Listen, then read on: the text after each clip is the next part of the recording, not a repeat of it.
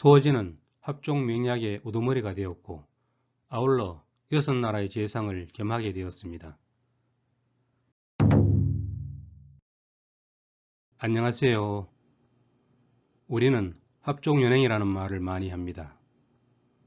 이해관계에 따라 서로 뭉치고 흩어지는 것을 말하는데 이 말은 어디에서 비롯되었을까요?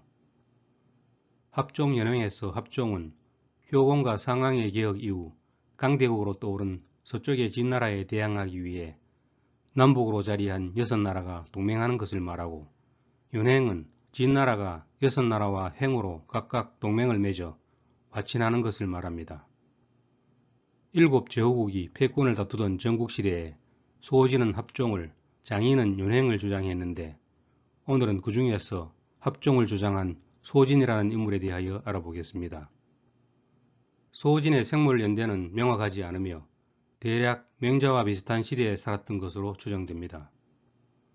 소호진은 동주의 수도인 낙양에서 출생했고 젊은 시절 장유와 함께 제나라의 기곡 선생에게 배웠습니다. 공부를 마친 후에는 서쪽의 진나라로 갔는데 때마침 진나라 효공이 세상을 떠나서 그의 아들 해문왕에게 유세했습니다. 소호진은 먼저 진나라의 지리적인 이점을 말하고 물자가 풍부하고 군사력이 강하며 군주 또한 훌륭하므로 진나라가 장차 제후도를 합병하고 천하를 통일할 만하다고 했습니다. 그러나 해문왕은 아직 마음의 준비가 안 되었다고 하며 그를 등용하지 않았습니다. 당시 진나라는 상황을 죽인 뒤이어서 변론하는 선비들을 좋게 보지 않았기 때문입니다. 소호진은 입고 갔던 옷이 남루해지고 가진 돈도 다 떨어져서 빈손으로 고향인 낙양에 돌아갔습니다. 행색이 초라한 상태로 집에 들어가니 가족들이 모두 외면했습니다.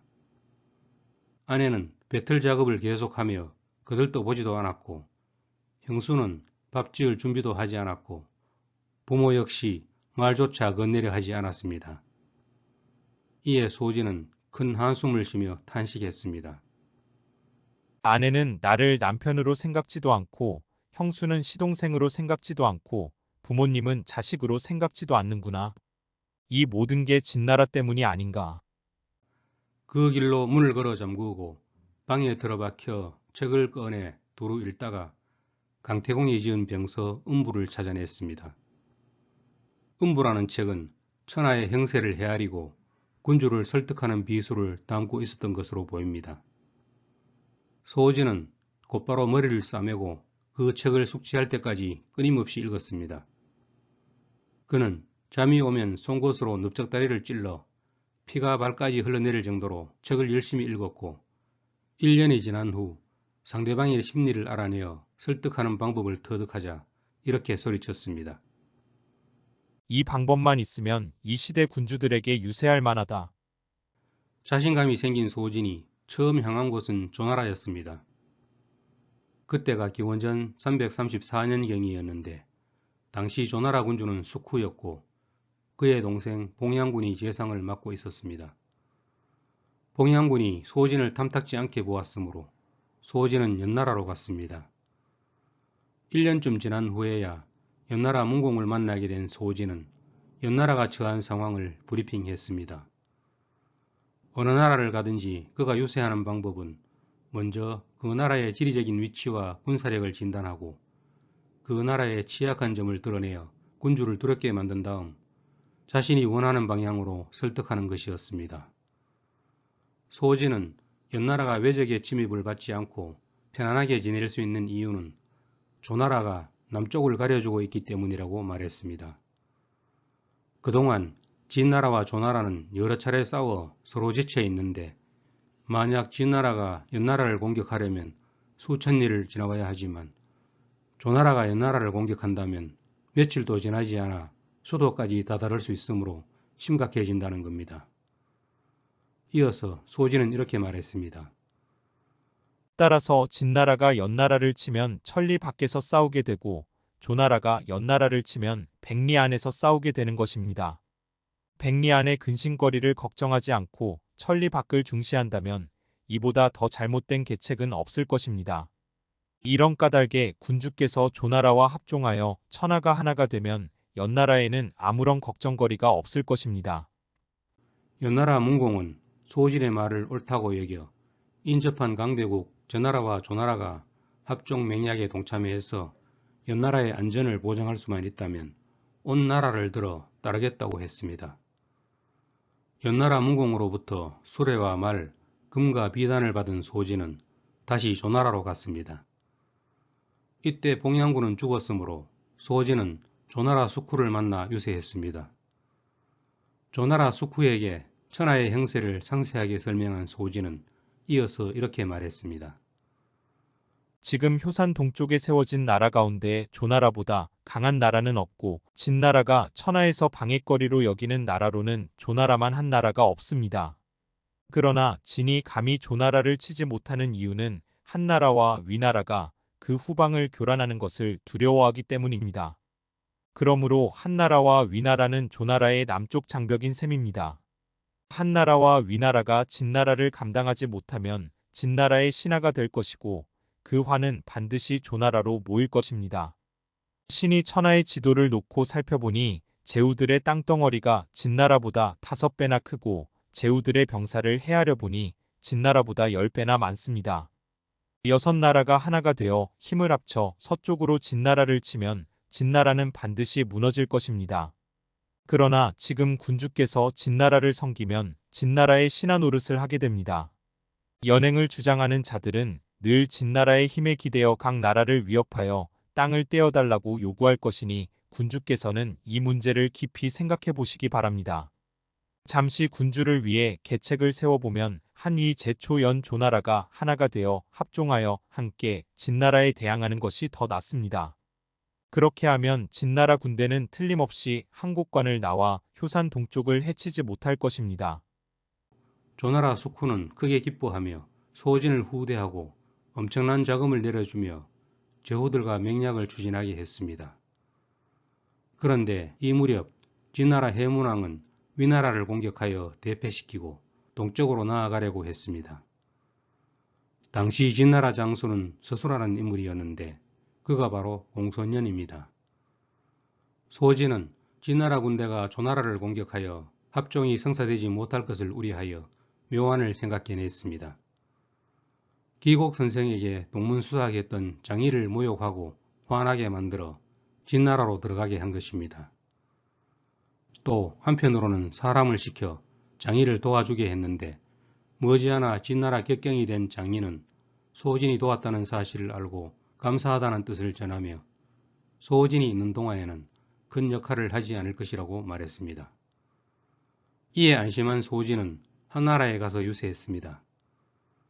소진은 한나라 선혜왕에게 차라리 달개 부리가 될지언정 쇠꼬리는 되지 말라는 속담을 인용하며 한나라가 진나라를 섬긴다면 쇠꼬리가 될 뿐이라고 했고 그 말을 들은 한나라 왕은 절대로 진나라를 섬길 수 없다며 공손히 사직을 받들어 소진의 뜻을 따르겠다고 했습니다.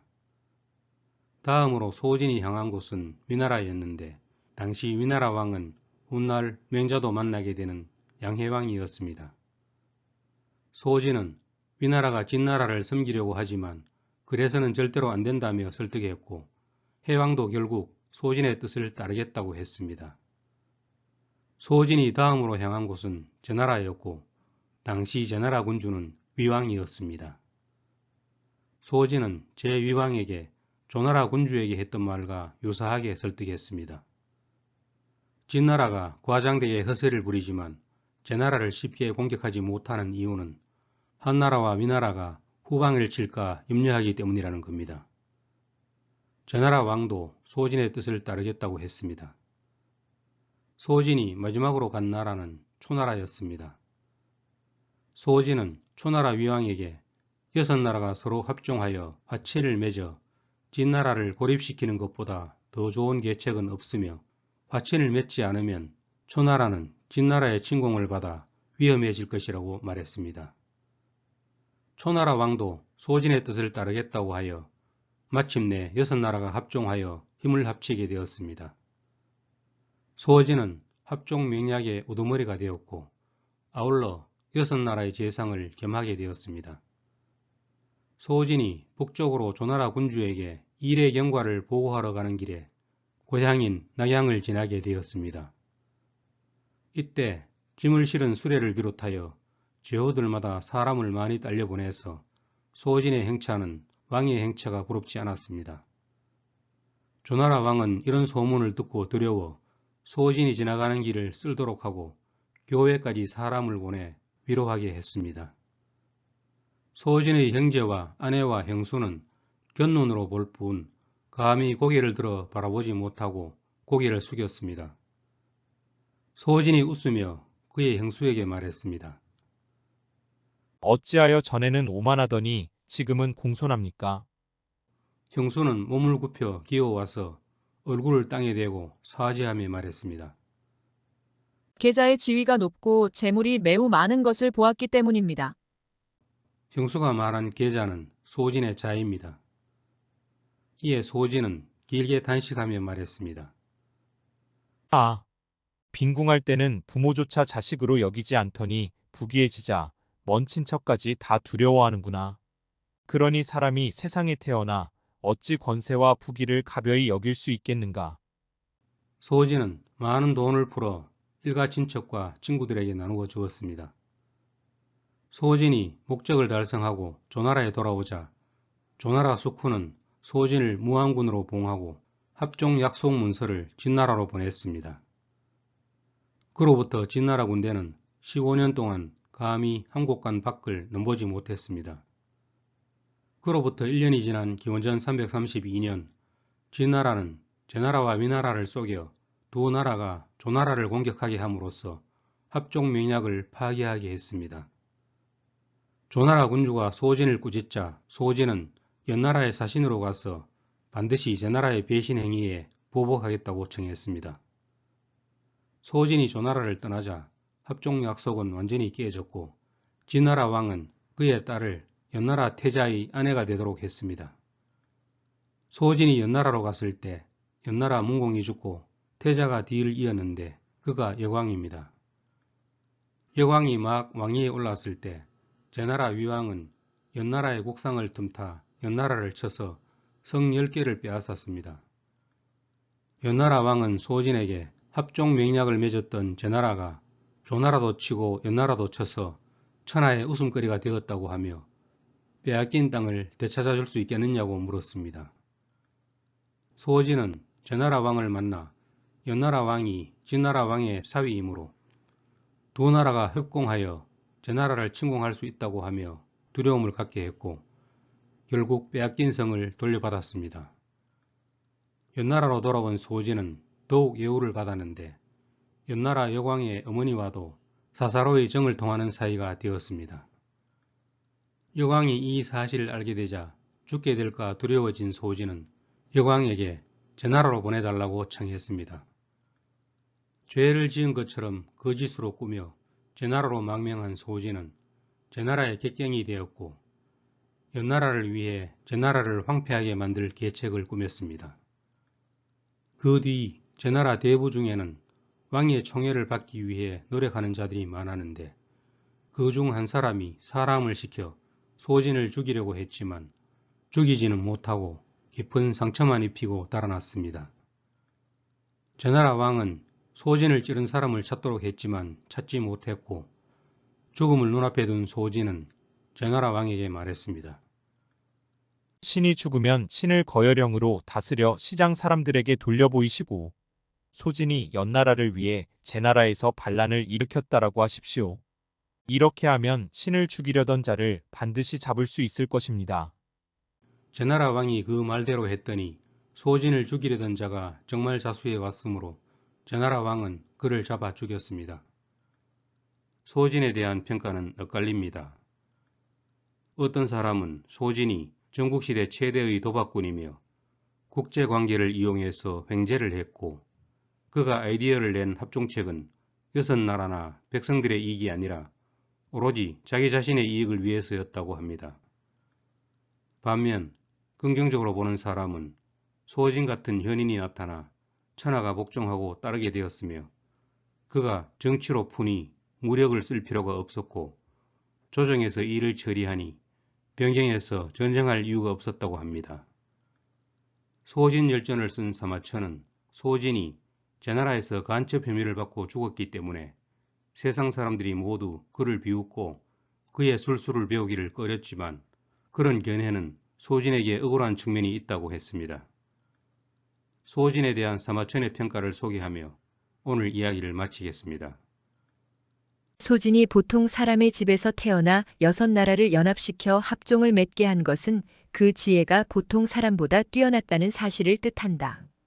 그래서 나는 시대 순서에 따라 그의 경력과 사적을 서술하여 유독 그만이 나쁜 평가를 듣지 않도록 하였다.